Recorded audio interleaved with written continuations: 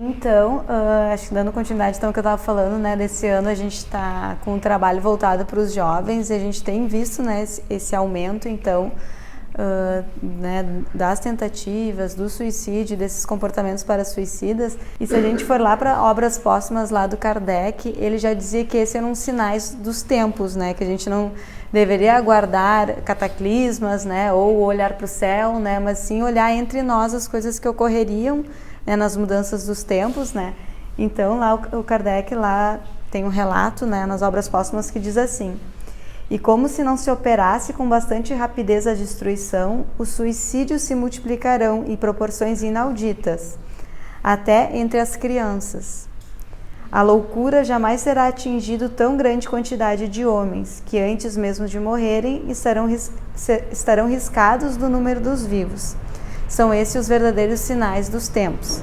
Então, acho que isso que a gente está vendo hoje, observando hoje, é algo já, né, dito, né, já descrito nas obras póstumas já lá no século XIX, né? Então, que a gente, claro, a gente tem que olhar para isso com carinho e com cuidado, o que nós temos que fazer com isso, mas é algo, enfim, que está acontecendo. Posso ir? Pode. Então, assim, só para a gente ter noção, talvez vocês já tenham visto esse dado, né, que ocorre um suicídio no mundo a cada 40 segundos, então é um dado bem alarmante, né? Pode passar, né?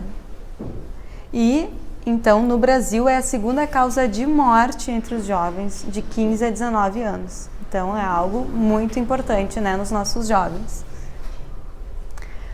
E pais, mães e professores são as melhores pessoas para ajudar esses jovens nessa situação. Por quê? Porque estão em contato com os jovens, né, o tempo inteiro. Então, são as principais pessoas para detectar quem são os jovens em risco e aí sim levar, então, para tratamento. Então, por isso que é importante, né?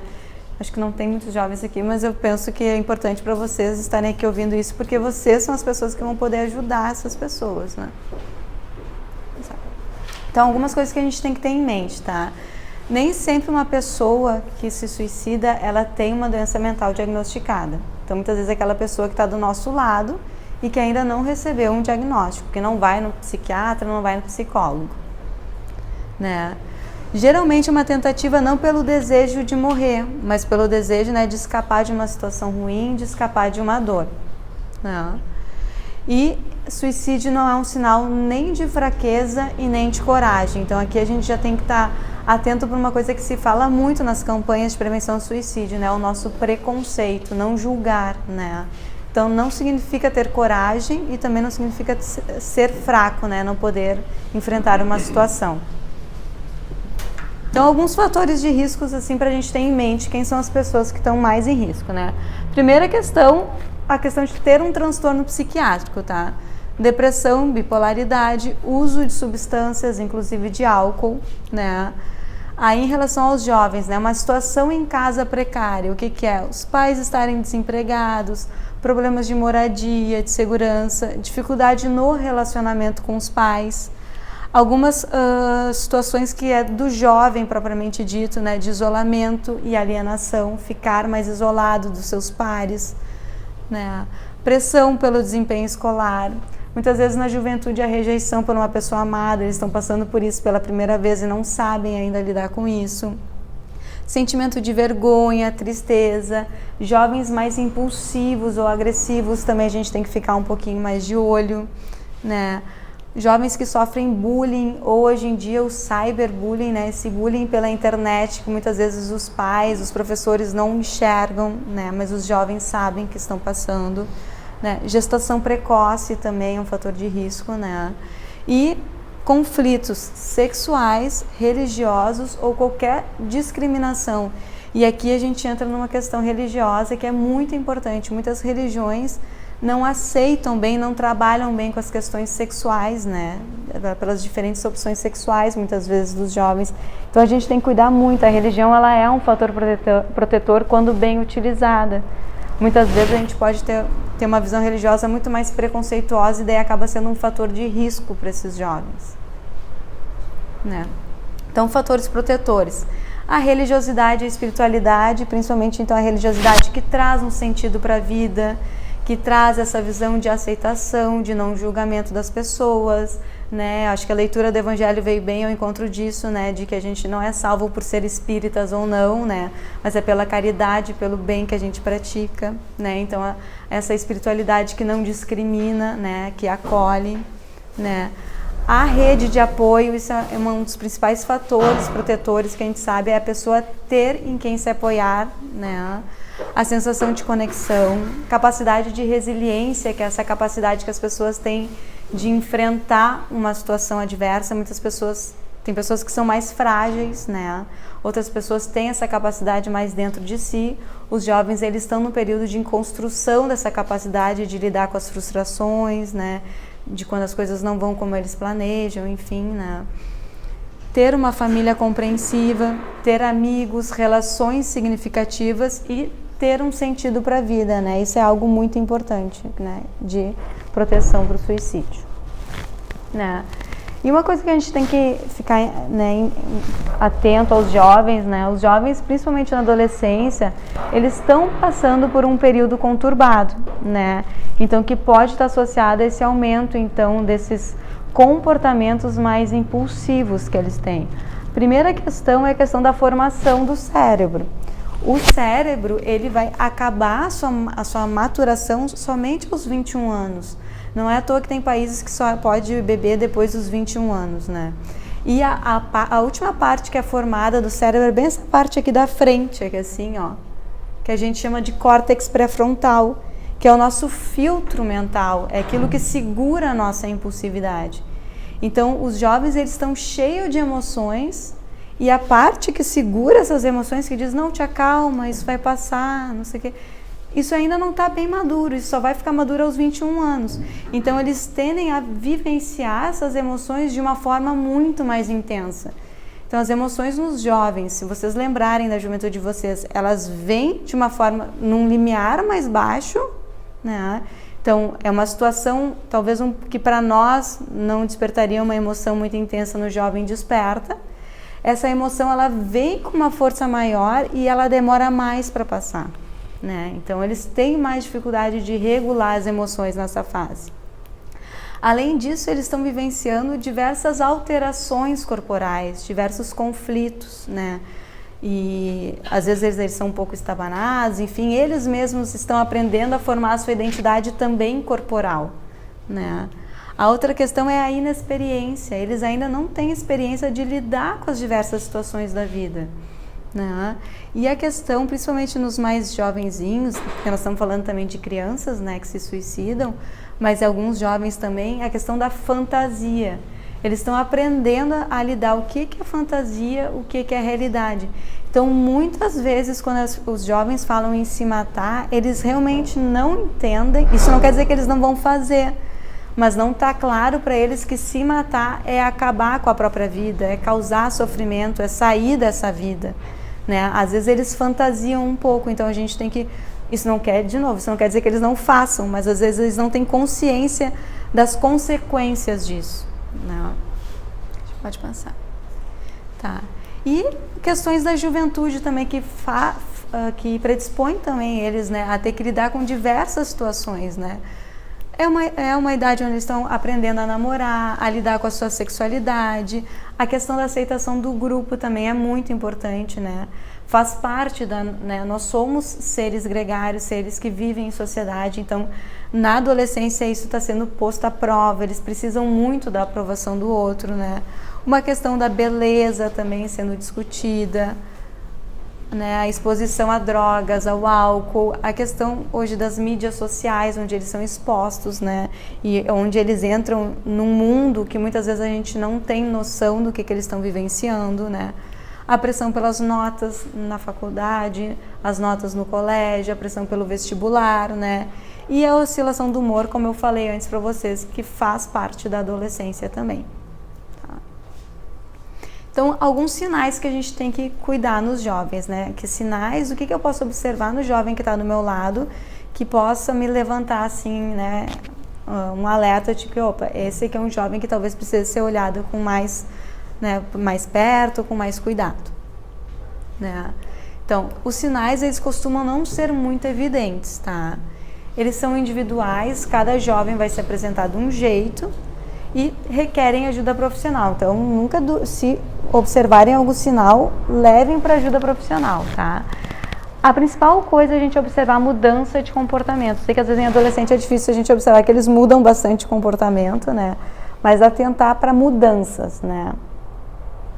Então, assim, falar em suicídio, a gente, sempre que um jovem falar em suicídio, a gente deve levar a sério o que ele está falando. Não achar que é coisa da adolescência falar sobre isso, tá? Procurar por meios letais, né? Começar a se informar na internet, buscar sites que informam como se matar, como acabar com a própria vida, qual é a dose letal de medicação, onde que eu furo para achar o coração, enfim, vários lugares. Como é que eu me mato com gás carbônico, né? Monóxido de carbono, enfim, né? Ter atenção maior para esses conteúdos de morte, começar a ler mais a respeito disso. Falta de esperança no futuro é um outro sinal bem importante, né? Ter aversão a si, né?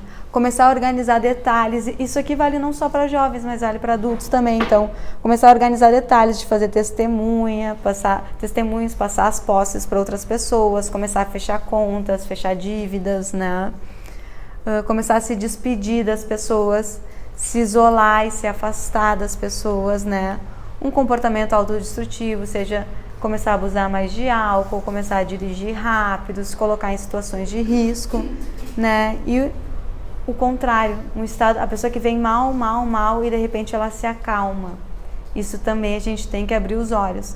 Uma das coisas que a gente fala quando a gente dá alta em internação psiquiátrica, um dos períodos mais perigosos para acontecer um suicídio é também naquele período logo após a alta, onde a gente tem que observar essa pessoa que está mais calma, que está melhor, o que representa aquela melhora. Eu estou melhor porque eu estou melhor, ou eu estou melhor porque antes eu estava ambivalente em relação à morte, agora eu decidi me matar e isso me acalmou. Então a gente tem que observar. Tá. E aqui tem várias outras coisas que a gente tem que atentar. Tentativa prévia de suicídio é um fator de risco. Então aquela ideia de que quem fala que se mata, quem já tentou e não se matou, é porque não quer se matar. Não, tentativa prévia de suicídio é um dos principais fatores de risco por uma tentativa de suicídio eficaz. Tá? Então, mudança repentina de comportamento a gente já falou, o isolamento, ameaçar, verbalizar que quer se matar, ter um plano de suicídio, né? Pessimismo, desesperança, desespero, descrença em si, descrença na humanidade, aquele discurso muito nihilista, muito desesperançoso em relação ao futuro, né? Também sentimento de querer se vingar ou de ter muita raiva, irritabilidade, se sentir um peso, se sentir culpado, né? Ou falta de sentido para viver, que a gente já falou também. Então, aqui a questão também dos sintomas psiquiátricos também, né? Às vezes, nos adolescentes, o que mais chama atenção dentro da depressão é a irritabilidade e o isolamento, né? Então, os jovens, quando deprimem, eles tendem a ficar mais irritados e se isolarem, ficarem mais, não só da família, mas também dos amigos, né? Ficar mais com aquele comportamento dentro do quarto, né? Tá. E cuidar também, né, esses comportamentos aqui de automutilação, né? E qualquer tentativa, qualquer manifestação precisa de ajuda urgente. Pode passar. Frases que a gente tem que cuidar, que eu botei várias, né? Mas todas as variantes disso a gente tem que observar, né? De novo, assim, a gente tem que esquecer aquela ideia de que quem fala não faz, né? Quem fala precisa de atenção e precisa ser acolhido, né?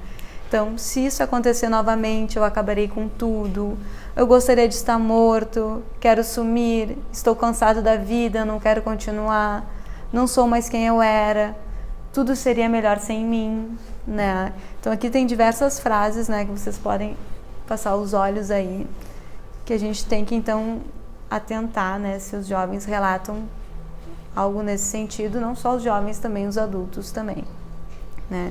Isso aqui também é importante, ninguém mais precisa de mim, né?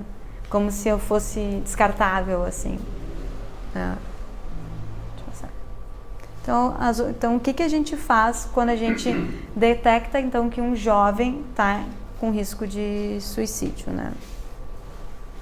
Então, primeira coisa, não tratar os problemas dos jovens como se fosse de menor importância, tá? Não dizer assim, isso não é nada, isso vai passar, isso é coisa da tua idade, no meu tempo não era assim, né? Então, não invalidar o que aquele jovem está sentindo, tá? O contrário, ouvir já é ótimo, ouvir e se aproximar daquela pessoa, né? Ouvir de uma forma acolhedora, né?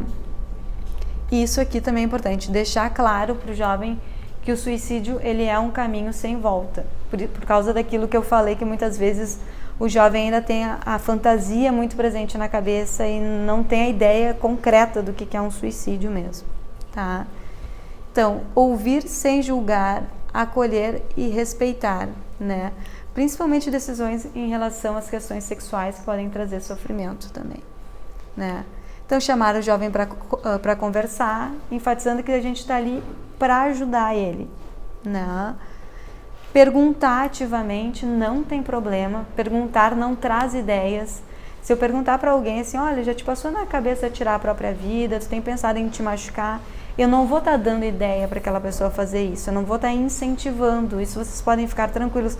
Nós, como profissionais de saúde, toda consulta que eu faço com um paciente que está deprimido, eu pergunto isso, né?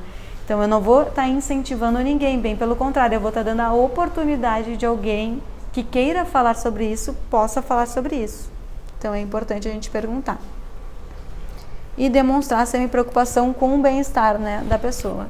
Então, conversar, né, encontrar então esse momento onde eu posso acolher esse jovem e conversar, protegê-lo, acompanhá-lo e ajudá-lo a procurar um serviço de apoio, né, não só receber, ouvir e tá bem, né? Não, a gente tem que encaminhar para ajuda, tá? Não fazer isso que muitas vezes a gente vê, né, que as pessoas fazem quando encontram uma pessoa deprimida, né? Então aqui é uma chargezinha só se doenças normais fossem tratadas como a depressão, né? Aí tá a pessoa, por exemplo, aqui com a mão cortada, você só precisa esquecer disso e aí vai ficar tudo bem, né? Coisas que quem está deprimido costuma ouvir, a gente esquece que a depressão é uma doença, né? Então aqui, por exemplo, deixa eu ver, né? Aqui a pessoa fincando ali a insulina, né, para diabetes, ó. Acho que não é necessário ficar tomando remédio todos os dias por causa do diabetes, né? Ou aqui a pessoa lá em coma, né, sedada no hospital, ficar aí deitado não vai te ajudar, você precisa fazer algo. Então, são frases que, quando a gente coloca num contexto de uma doença física, fica um absurdo, né? Mas que a gente costuma repetir sem querer para as pessoas que estão em depressão. E a gente esquece que a depressão, ela é uma doença. Ela também produz manifestações biológicas no corpo, né? Tá. Então, o importante é a gente ajudar o indivíduo a encontrar uma saída e a manter esse diálogo aberto. Não. Então, aqui algumas orientações para os pais, tá? Então, cultivar relações saudáveis com os filhos, fazer atividades regulares junto com os filhos, pelo menos assim uma refeição por dia, que possa a família toda estar junto. Conhecer quem são os amigos dos filhos, né? Conhecer também não só o ambiente físico que ele frequenta, mas também o ambiente de internet que ele frequenta, né? Isso é muito importante. Ficar atento a esses sinais que a gente conversou, ouvir os filhos, né? Não fazer julgamentos, né? Nunca, e também outra abordagem que a gente não deve fazer é comparar o sofrimento um do outro. Mas fulano, isso que tu está passando é tão pequeno, pensa, né, nas pessoas que estão morrendo de fome. A gente não faz isso. O sofrimento, cada um tem o seu sofrimento, né? Então, principalmente que cada um tem a sua capacidade também de lidar com o sofrimento, né? E aquele sofrimento, ele tem um significado para uma pessoa que é diferente do significado para outra pessoa. Então, comparar é invalidar. E invalidar, a gente está afastando a pessoa, a gente não está trazendo a pessoa para perto da gente, né? Sempre levar a sério, né, o que a criança está dizendo e acompanhar o filho sem invadir a privacidade, né? É meio tênue assim esse limite, né? Mas a gente tem que ter noção, principalmente nas redes sociais também, onde que os jovens estão andando, né? Algumas orientações para professores, não sei se tem professores aqui, né? Então, que o professor possa assumir junto também a responsabilidade pela saúde mental dos alunos, né? Se informar sobre o tema, sobre o suicídio, sobre esses comportamentos para suicida quando o assunto surgir entre os jovens, que esse assunto possa ser conversado de forma séria. E a gente tem que evitar uma coisa que a gente chama de glamuralização do suicídio, né? Porque tem toda aquela discussão assim, falar sobre o suicídio aumenta o suicídio ou não? Por que o suicídio não é vinculado na mídia, né? Por que aquela série 13 Reasons Why aumentou o suicídio em jovens nos Estados Unidos, né? Então, uma coisa é a gente conversar de forma séria sobre o suicídio, como a gente está fazendo aqui hoje. Outra coisa é eu enfatizar, né? Fazer um filme em cima daquilo, fazer o que a gente chama de glamorizar aquilo. Então, quando a gente trata a coisa com uma glamorização, sim, a gente está aumentando o risco de suicídio. Quando a gente está conversando de coisa de forma séria, não. Daí a gente está prevenindo o risco de suicídio, né? Observar, então, quem são os jovens da sala de aula que sofrem bullying, né? Tentar manter esse ambiente de sala de aula saudável e da mesma forma dos pais, ficar atento a esses sinais, né? Se perceber algum sinal, conversar sempre de forma acolhedora e não julgadora e informar os pais e a direção da escola. Se o aluno falar claramente em se matar, isso é uma urgência, né? Esse aluno não deve mais ficar desacompanhado e deve rapidamente ser comunicado à direção e aos pais, tá? Ter atenção especial a alunos que estão mais em risco de sofrer bullying ou de sofrer preconceito, né? Homossexuais, transexuais, qualquer minoria, pessoas que tenham alguma deficiência física, né? Enfim, pessoas que podem estar ali mais vulneráveis a sofrer preconceitos, né? E se o professor conseguir, pelo menos, estar mais próximo de uma pequena parcela daqueles alunos, de manter um bom diálogo, né? Como ter um diálogo mais íntimo com que seja 4, 5 alunos, pelo menos ele vai saber o que se passa de uma forma mais clara entre os alunos, né? Então, ter esse bom diálogo com uma parte assim da classe. E tratar, né? Então, aqui na Joana, né? O diálogo vai trazer pra gente a importância da gente lidar com esse assunto com a compaixão, né? Então, o sentimento de compaixão, ele nos equilibra psicologicamente, pois faz com que nos reflexionemos em torno da condição humana comum do sofrimento, ou das ocorrências que atingem a todos os transeuntes da experiência humana. Então, quando a gente estiver acolhendo uma pessoa, tentar abrir o nosso coração e conversar de uma forma empática. E não só empática, que é eu me colocando no lugar do outro, por exemplo, eu posso tentar lembrar da minha juventude, lembrar como era difícil lidar com aquelas questões realmente quando eu era jovem, mas de uma forma compassiva também, com esse desejo de querer aliviar aquele sofrimento, né? E me lembrando que o sofrimento faz parte da condição humana, né? De que todos nós sofremos.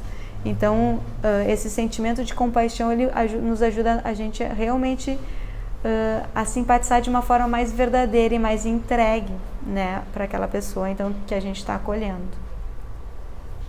né? Então, encorajar esse sentimento é dar significado à vida, uma vez que destituídos desse sentimento, né, da compaixão, mergulhamos em nossas necessidades puramente egóicas, tornando-nos alheios à condição do próximo e nos relacionando de forma superficial.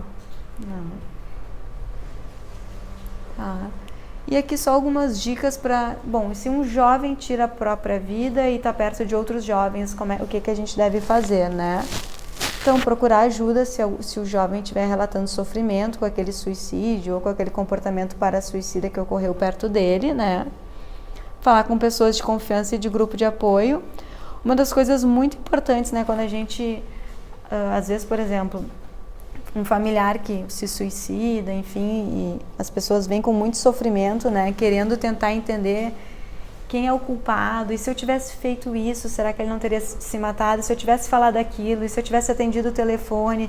Não sei se vocês já vivenciaram, assim, alguém perto de vocês que já cometeu suicídio, né? E isso que a gente chama dos sobreviventes do suicídio, essas pessoas que estão ao redor, né, daquela pessoa, então, que cometeu o suicídio, geralmente eles trazem muito sofrimento de ficar remoendo culpas, né, coisas que poderiam ter feito diferentes, né. Então, a principal coisa é a gente não tentar resgatar sinais, né. Eu acho que ali aquela pessoa queria ter se matado, se eu tivesse ouvido eu teria ajudado, eu teria resgatado, né. porque isso não ajuda, né? Isso não resolve, e o suicídio, ele é um comportamento complexo, tá? Pode passar, Lidabra, só para mostrar. Uma pessoa, ela não resolve se matar de uma hora para outra, né? Isso são coisas desde fatores predisponentes que a pessoa traz dela, fatores biológicos, fatores da sua formação, seja ao longo da família, depois passa pela escola, os eventos adversos que ela vai enfrentando ao longo da vida, né? Acesso aos meios, né, de suicídio, às vezes com um transtorno psiquiátrico junto, associado a um tracinho de impulsividade maior, a uma imaturidade cognitiva, esse córtex pré-frontal que ainda não está bem formado e que dificulta que ela lide com a impulsividade, enfim. O comportamento suicida, ele é um comportamento muito complexo. Então, nunca uma coisinha, ela foi a responsável, né? Foi assim, foi a gotinha, né? Não, é difícil a gente saber montar essa rede. Então, ficar buscando essa rede não ajuda os sobreviventes do suicídio. Não. E aqui a gente fez uma brincadeirinha assim com vocês para a gente pensar um pouquinho sobre mitos e verdades do suicídio na juventude, tá? Então, a primeira pergunta para vocês pensarem: o bullying não afeta a cabeça dos adolescentes? Não pula dela. Tá. Então, assim, essa afirmação, ela é um mito, né? Então, o bullying, ele afeta sim, né? Então, ele é um tipo de comportamento agressivo em que uma criança ou um adolescente, ele é sistematicamente agredido por um ou mais estudantes, né? E quem sofre bullying possui 3 vezes mais chances de comportamento suicida. Então, o bullying é, sim, uma questão importante. Adolescente não se mata. Depois que eu falei aqui pra vocês, o que vocês acham? Isso é mito ou é verdade? Sim, né? Então, o suicídio, como a gente viu no Brasil, é a segunda principal causa de morte nos jovens, né? Quem ameaça que vai se matar só quer chamar atenção? Então, é um mito, né? Quem ameaça quem fica falando, né, tá dando sinais. A maioria dos suicidas deu sinais antes, né? Falou alguma coisa, então essa pessoa está, assim, em maior risco, né? Internet demais faz mal para a saúde mental? O que vocês acham? Verdade. Né? Então, ó, jogar online ou ficar na internet por 5 horas diárias ou mais está associado com o desenvolvimento de comportamentos suicidas em adolescentes. Então, a gente tem que ficar de olho, sim, tem que limitar o tempo na internet dos jovens. Eu sei que é uma briga, mas a gente precisa fazer isso. O suicídio está aumentando entre os adolescentes? Então, está aumentando, né? Ó, nos últimos 30 anos, as causas de mortalidade na infância e adolescente decaíram, com exceção do suicídio, que, ao contrário, então, vem crescendo, né? Existe na internet sites e aplicativos que incentivam o suicídio? Sim. Existem, né? Então, existem, né? E afeta principalmente as crianças e os jovens, né? Esses sites sim. Na internet, né?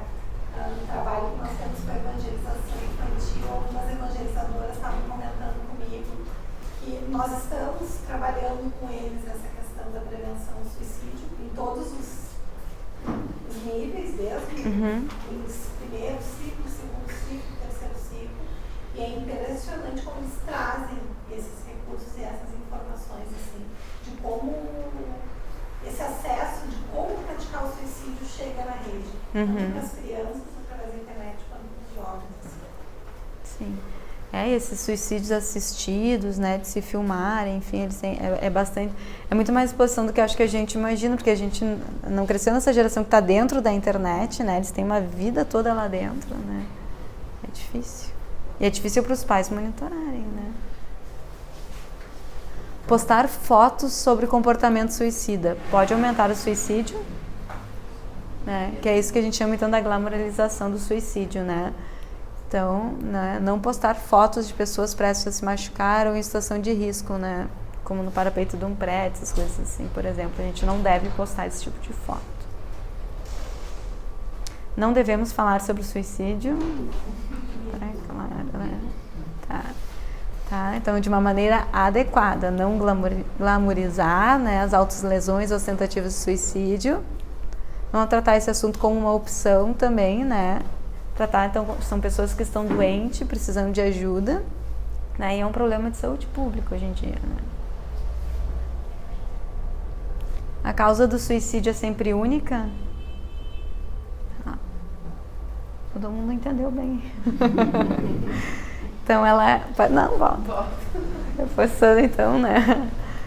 Então não existe uma causa isolada para o suicídio, né? Tipo assim, como brigou com os pais e tentou se matar, né? Então acho que isso é uma coisa muito importante.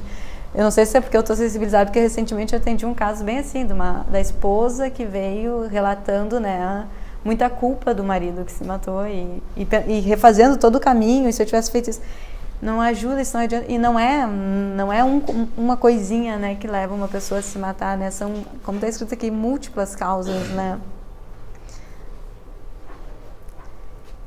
Ideias de morte são coisas de adolescentes? Tá.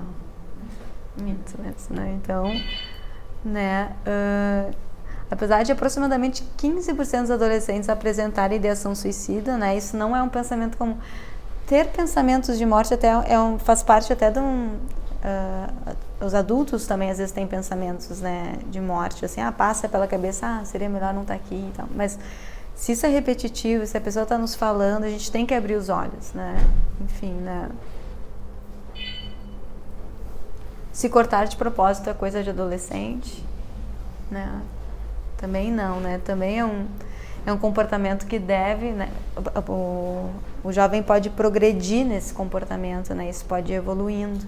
Então a gente deve também entender isso como uma psicopatologia e encaminhar para tratamento.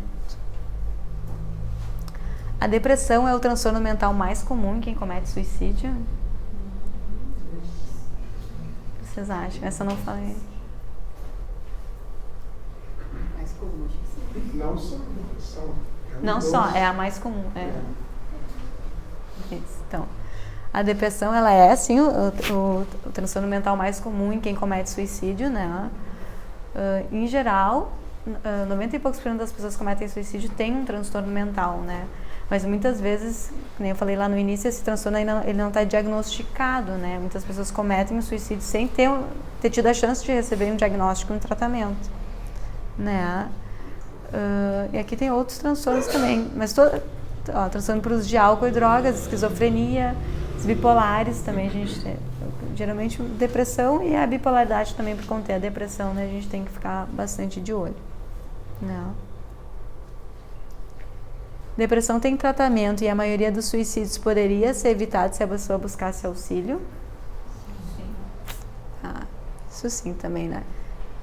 Tem uma estimativa aqui de que 9 em cada 10 casos de suicídio ocorrem em pessoas com transtornos mentais. Então, falei para vocês, mais ou menos uns 90 e poucos %, né? E em metade do caso, esses indivíduos não sabiam que tinham algum transtorno mental, né? Então, metade dessas pessoas não tiveram a chance de receber um diagnóstico e de receber um tratamento. Então, provavelmente, se tivessem tido a chance, a gente poderia ter tratado e esses indivíduos poderiam não ter cometido suicídio. Tá? Então, onde a gente pode buscar de forma bem concreta também, onde a gente pode buscar ajuda em Porto Alegre, né? A gente sabe que é difícil, assim, eu falo assim, bom, se a gente infarta, a gente entra em qualquer hospital e nos atendem, né? Em termos de saúde mental, não é bem assim, né? Então, pelo SUS, em Porto Alegre, existem 2 plantões, que são 24 horas por dia, todos os dias, aberto, né? Um que fica no IAPI e outro que fica no posto da Cruzeiro, né? Mas isso tudo depende, a pessoa vai conforme o bairro que ela mora. Não sei se vocês sabem dessa divisão, né? Então, quem mora da Ipiranga para se pegar, se entrar pode ligar para lá e se informarem, mas é mais ou menos assim. Quem mora da Ipiranga para a entrada de Porto Alegre é o IAPI. Quem mora da Ipiranga para a Zona Sul, entenderam assim? É para o posto da Cruzeiro, tá? Então, são emergências 24 horas por dia, todos os dias, não para feriado, não para final de semana, né? É emergência, sempre vai ter um tempo de espera, enfim, mas as pessoas são atendidas. Mas eu digo isso, eu brinco com o infarto, mas porque assim, tu tem que ser da área correspondente àquele posto, né? E aqui tem esse site aqui que tem ferramentas, fichas e formulários. É um site que tem todas as relações de serviço de saúde mental de Porto Alegre. Então lá vocês podem encontrar mais detalhadamente, tipo, perto da minha casa, quais são os CAPs que tem, quais são os CAPs, né, que é Centro de Atenção Psicossocial, quais são os postos de saúde que tem perto da minha casa, que tem psiquiatra, que tem psicólogo, que tem saúde mental. Então aqui tem todo um relatório também que eu botei só do SUS, assim, porque tem acesso a toda a população, né. Isso. E eu acho, assim, pra gente finalizar, né, eu trouxe essa reflexão do Livro dos Espíritos, que eu penso que uma das principais desafios na juventude hoje é a gente fazer com que eles consigam se conectar com um propósito de vida, né, com um sentido de vida. Porque eu acho que ali, como a gente falou, um dos fatores de risco, né, que a pessoa que não tem um sentido para a vida são pessoas que estão, então, mais predispostas a ter esse tipo de comportamento, né. Então, eu acho que a doutrina espírita, ela nos traz isso, né, porque ela faz com que a gente olhe para a vida e que a gente olhe para o sofrimento, né, de uma forma diferente, né. Então, não é à toa que a gente diz que a doutrina espírita, ela é um consolador, né, ela nos consola. Então, eu gosto muito dessa passagem do Livro dos Espíritos que diz assim: de ordinário, o homem só é infeliz pela importância que liga às coisas deste mundo. Fazem-lhe a infelicidade, a vaidade, a ambição e a cobiça desiludidas. Se se coloca fora do círculo acanhado da vida material, se elevar seus pensamentos para o infinito, que é o seu destino, mesquinhas e pueris lhe parecerão as vicissitudes da humanidade, como são as tristezas da criança que se aflige pela perda de um brinquedo, que resumia a sua felicidade suprema. Então, essa importância que a doutrina nos dá de fazer com que a gente tenha uma outra visão, né? Quando a gente olha para o nosso sofrimento e pensa de que a vida verdadeira, ela é muito maior do que essa vida, né, que a gente está passando nesse momento, né? E de que aquele sofrimento muito mais talvez, de algo que a gente, pela nossa condição evolutiva, ainda não consegue perceber, não consegue entender, né? Então, essa muda que a gente chama assim, a gente chama dentro da área com que eu trabalho de uma reestruturação da cognição, né? Onde eu deixo de olhar para aquele problema de uma forma e passo a olhar de outra forma. Acho que o Espiritismo nos traz isso, né? Quando a gente se compara ainda a crianças que sofrem, passam por aquilo, a gente sente aquilo, a gente não pode também invalidar aquilo que a gente sente, mas ao mesmo tempo a gente tem fé de que um dia a gente vai compreender esse sentimento, né? E assim como quando a gente é criança e está lá chorando que perdeu o brinquedo, e quando a gente é adulta a gente olha para aquilo e pensa, nossa, aquele sofrimento ele nem era algo tão sofrido, aquilo foi importante, né, para o meu crescimento. Eu penso que é da mesma forma que a gente vai ver um dia quando a gente estiver mais evoluído, né, quando a gente olhar para o nosso sofrimento. E eu acho que a gente acaba sendo abençoados por estar dentro da doutrina e poder ter essa capacidade de refletir e de perceber o nosso sofrimento de uma forma diferente e de uma forma mais resiliente, né, para poder enfrentar, então, as dificuldades da nossa vida, porque ninguém está aqui à toa, né, ninguém está aqui a passeio, a gente vai passar por momentos difíceis. Então, acho que era isso. Acho que era isso, deixei o nome do núcleo. Quem tiver interesse também no núcleo pode mandar e-mail, tá? Eu deixei meu e-mail. Eu não sei, a gente tem 10 minutos? Tem 10 minutinhos ainda, até a gente queria te contar depois no final para fazer a prece de encerramento. Tá. Se quiser. Tá. Não sei se daí querem fazer perguntas, alguma coisa. Eu achei. Pode. Não, eu achei engraçado, tu citou o seriado do Netflix, né? Aquele 13 Reasons Why.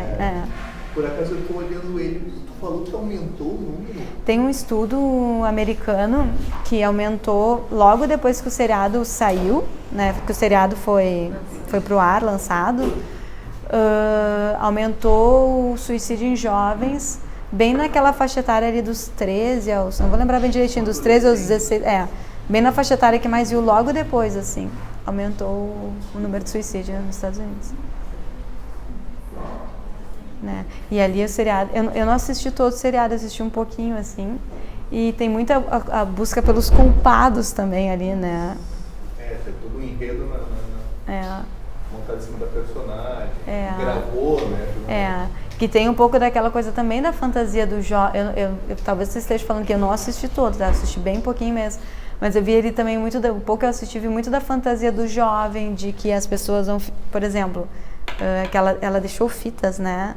Então o envolvimento que aquelas pessoas tiveram com a morte dela, né? Bom, as pessoas, provavelmente se um jovem se mata, bom, a família vai sofrer e tal, mas a vida vai continuar, né? A vida não para por causa daquela morte, né? A vida de toda uma escola que nem tá ali, né? Então ali a gente já vê um pouquinho da glamorização e dessa fantasia do jovem também, que eu acho um pouquinho perigoso, assim, né? Qual a tua sugestão, né, para a questão dos adolescentes de dar um norte para eles, né, tendo em vista que a gente vê que tem muita distração hoje, né, tem a questão da internet, tem a questão da mídia que diz que tem que ser rico, tem que ser feliz com o que custar, e mais também os outros adolescentes todos envolvidos na mesma linha. Como tu dá um norte para eles? Eu penso, sabe que eu penso que tem várias formas, né, da gente dar um norte. Eu acho que uma das formas é justamente o que a gente está fazendo aqui, né, trazer a espiritualidade e a religiosidade para os jovens, né. A gente estava, mês passado, teve o Congresso Gaúcho de Psiquiatria, a gente estava numa mesa discutindo, assim, sobre, né, essas questões dos jovens, e justamente uma psiquiatra que trabalha na infância, me chamou a atenção que na infância e adolescência, ela falou assim, na minha época as pessoas frequentavam uma religião, né, não tinha muita discussão com pai e mãe, né, não que o jovem vai ter que usar aquela, minha mãe pelo menos falava, até os 18 anos vocês vão ir comigo no centro espírita, depois vocês escolham, né, porque eu acho que a religião, independentemente dela qual for, né, ela nos traz esse norte, né. Agora, não só a religião, mas assim, o jovem ele precisa ter alguma referência, né, de sentido de... Os pais têm que ser exemplo disso, né, claro. Mas eu acredito muito no fator da religiosidade e da porque a religiosidade tem a ver com tu frequentar esse local, né, mas a espiritualidade, né, que é essa conexão mais íntima, né, que não precisa estar num local, não precisa ser mediada por uma religião, né. Eu acho que são fatores muito importantes, assim. Tem um estudo bem importante que foi publicado, acho que ano passado, por um grande pesquisador, assim,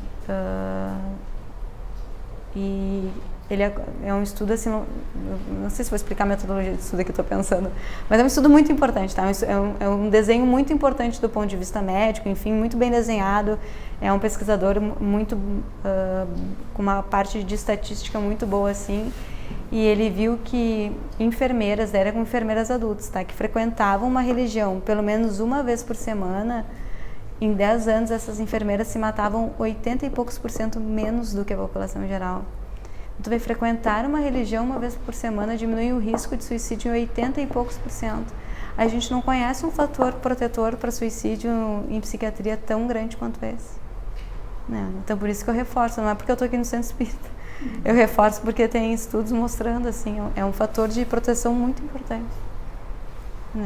Mas, de novo, né, aquilo que eu falei antes, é uma religião que seja acolhedora, né, que não seja essa religião que nos separa, que julga, né, que diz, bom, tu não é como eu, então tu não vai ser salvo, só nós vamos, né. Essa religião que acolhe a diversidade também, né.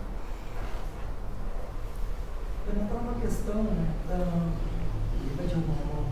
pensamento aí. Eu trabalhei durante quase 30 anos no Corpo de Bombeiros. E tive nesse tempo muitas ocorrências de tentativa de suicídio. Ou às vezes chegando lá já um suicídio já confirmado. E a gente não tinha um preparo para isso. Nunca tivemos um preparo. Eu tive depois, ao longo dos anos, quando eu fiz cursos mais superiores, depois que saí, eu sempre fui do nível secundário, né? Aí eu fiz os cursos mais avançados, aí eu tive algumas cadeiras de psicologia. A gente comecei a enxergar diferente, mas lá no começo, quando era soldado, quando não se exigia muito, a gente tinha uma exigência muito grande da área técnica do nosso trabalho, que é combate ao fogo, o salvamento no caso de acidentes. Mas nesse caso de suicídio, a gente nunca teve nada, assim, nada de introdução para nós, e a gente se encontrava direto numa ocorrência com um suicida lá. E vários tipos de problemas aí, às vezes encontros amorosos, ou situação dos adolescentes mais de abandono. E a gente tinha que trabalhar, conversar, dialogar com aquela pessoa sem ter um mínimo de preparo ali, eu acho. Pois é. E acho que até hoje não existe alguma coisa nesse sentido. Né? Tu diz até na situação onde a pessoa está num risco iminente, não se matou ainda, mas está agora. A gente vai trabalhar. É difícil, né? É difícil o que vai se dizer naquele momento, né? Exato. É muito difícil. Eu me encontrei em várias situações assim. Né? Graças a Deus eu tive sucesso em 100%. Quando cheguei, não tinha acontecido ainda, a gente teve.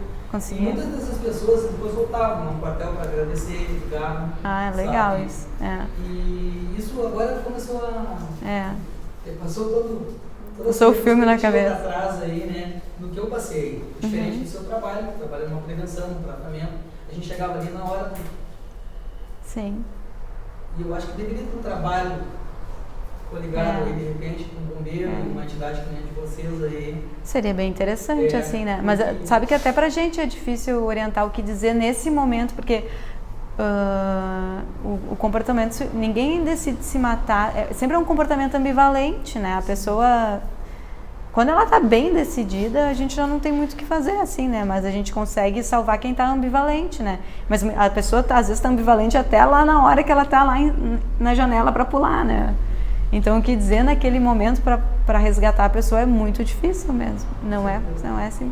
Mas o preparo emocional é importante para os profissionais também, né? Mariana, tem alguma estatística, alguma coisa referente a classes sociais? Em qual classe acontece social mais ou menos? Porque eu imagino, há muito tempo atrás, não tanto tempo atrás, o Japão tinha muito disso, dos jovens que quase todos eram aprovados em quase todas as provas e necessidades escolares, e aqueles que não conseguiam eram vergonha, se sentiam mal e suicidavam. Mas isso não, a gente está falando de um país top de linha. E os países menos desenvolvidos, ou com mais problemas de pobreza, e falta de educação, e falta de acesso e tal, eu imaginei que nessa segunda opção acontecesse mais com as pessoas, problemas de desemprego, situação alimentar, de condição financeira e tal. Sabe alguma coisa sobre isso? Essa estatística vou ficar te devendo. Eu não sei se, por exemplo, no Brasil tem assim, se a gente pensar nos fatores de risco ali, tu tem ter dificuldades materiais, aumenta o risco, né? Mas não vou saber te dizer. Agora, a única coisa que eu sei te dizer, tem estudos que mostram que o sofrimento daí é maior quando tem muita disparidade econômica. Às vezes não é, se eu moro num país pobre, mas que é todo mundo pobre, é diferente de eu morar num país que tem muito ricos e nem que eu não seja tão pobre quanto esse pobre. Então, a desigualdade social traz muito sofrimento. E se eu não me engano, foi no Japão que fizeram também um trabalho bem sério, assim, e se melhorou, né, as taxas de suicídio, conversando a respeito, né. O problema é que a igualdade social é muito relativa, porque a desigualdade social também é um problema. Então você vê países como a Suécia, Suíça, que não tem problema nenhum e o índice de suicídio é altíssimo. Você vai na África, por exemplo, o índice de suicídio é menor. Então, quer dizer, é complicado esse assunto. É complicado, como a gente falou, é um assunto complexo, né? Porque daí a gente entra dentro das variáveis biológicas, também da questão que se discute desses países muito ao norte, tem uma incidência solar menor e tem mais depressão, né?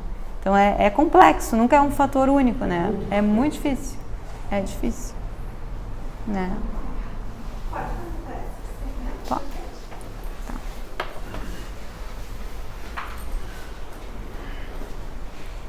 Eu vou convidar a todos para levar o pensamento até Deus, até a espiritualidade amiga que nos acompanha e que está sempre ao nosso redor. Que a gente possa, por alguns minutos, fazermos esse esforço de nos conectar àqueles que estão sempre ao nosso redor para nos ajudar. E agradecer por essa noite, por podermos estar aqui juntos e reunidos, conversando sobre um tema tão importante, e que faz parte do processo através do qual estamos passando por esse momento. Que possamos levar essas reflexões para os nossos lares, para aqueles que estão ao nosso redor, para os nossos jovens, e que, se pudermos, ajudarmos uma ou duas pessoas, né, que façamos isso com muito amor, com muito carinho, lembrando sempre de acolher o sofrimento do outro, né, de acolher como irmãos que somos, e que possamos nos lembrar que a minha felicidade se dá também através da felicidade do outro, e que possamos nos apoiar nessa grande rede que somos.